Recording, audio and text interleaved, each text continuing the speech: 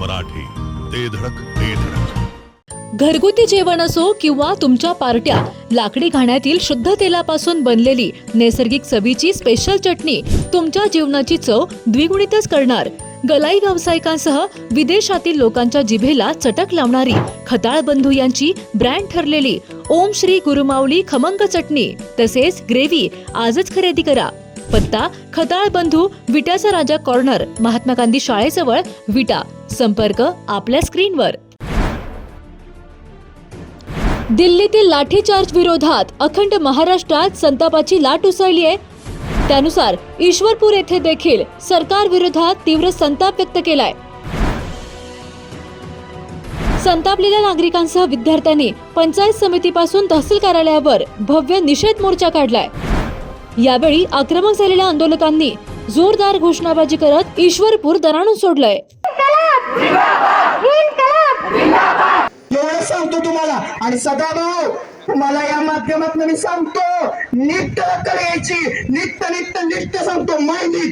जर आतंकवादी म्हटलं तर हा सगळा मोर्चा घेऊन आम्ही त्या ठिकाणी बाहेर गेल्याशिवाय राहणार नाही. धन्यवाद.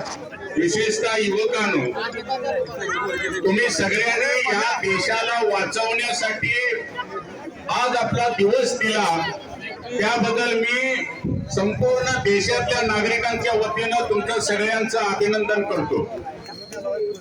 देश म्हणजे देशातली माणसं असतात, आणि माणसं जर का चांगली शिकायची असतील, सन्मानानं जगायची असतील, तर त्यांना शिक्षण मिळायला पाहिजे.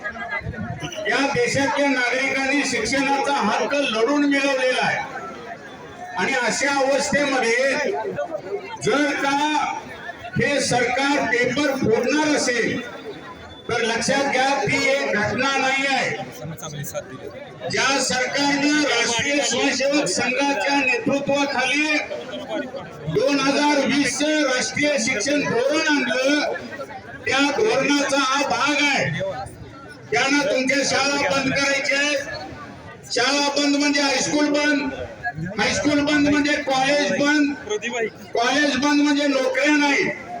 रेल्वे विकल्या, विमानं विकली, मिलिटरीमध्ये अग्निवीर आणला, आरक्षण संपवलं. अशा वेळेला जर का तुम्ही नोकऱ्या मागायला लागला तर अवघड होईल.